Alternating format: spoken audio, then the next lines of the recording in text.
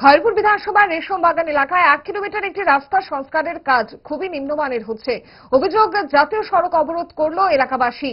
রেশম বাগান থেকে দাসপাড়া প্রায় 1 কিলোমিটার রাস্তার কাজের বরাত পায় জনৈক ঠিকাদার অধীর দেবনাথ। তিনি এই কাজের জন্য 1 কিলোমিটার অর্ধেক কাজ ভালোই করেছিলেন এবং বাকি অর্ধেক খুবই নিম্নমানের হচ্ছে বলে ক্ষুব্ধ এলাকাবাসী প্রতিবাদে এই অবস্থান নেয়। ঠিকাদারকে ফোন করা হলেও তিনি নাকি হুমকি সুরে এলাকাবাসীকে জানান কাজ বন্ধ হলে লেবারের টাকা এলাকাবাসী হাতে তুলে নেবে।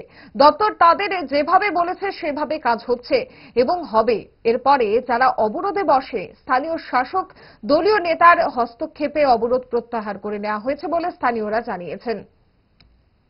সংগঠনেরই একজন নেতৃত্ব, আমরা এলাকার নেতৃত্ব সঞ্জীব মজুমদার, আমরা সম্প্রদায়কে ডাকি।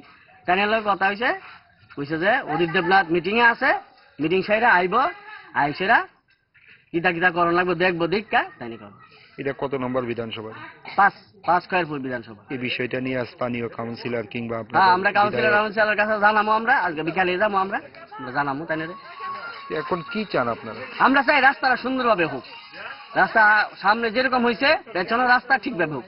আপনারা দেখছেন এই যে দেখেন রাস্তা এখন মাত্র দিয়া গেছে, এটা এখন উঠে আসতেছে। এটা সিমেন্ট বালু পাথর, এটা বলে সিমেন্ট বালু পাথর বলে এগুলা।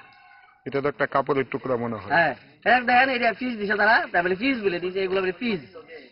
দেখেন আপনারা এগুলা বলে ফিজ।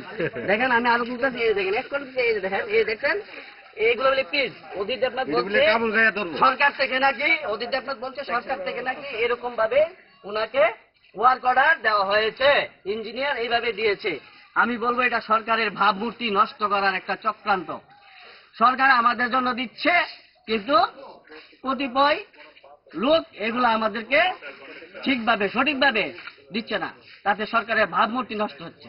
আমি মুখ্যমন্ত্রীর দৃষ্টি আকর্ষণ করব যে আপনি ভালোভাবে জিনিসটা তদন্ত করুন, এগুলা পিস নাকি ওয়েল কটেড নাকি এটা উনারাই জানে, কন্ট্রাক্টর জানে। ধন্যবাদ। কতটা ফ্যামিলি বসবাস করছে? আমাদের এখানে প্রায় 272 ফ্যামিলি আছে। এখন কি কন্ট্রাক্টর আইছেনি? এখন পর্যন্ত আসেনি।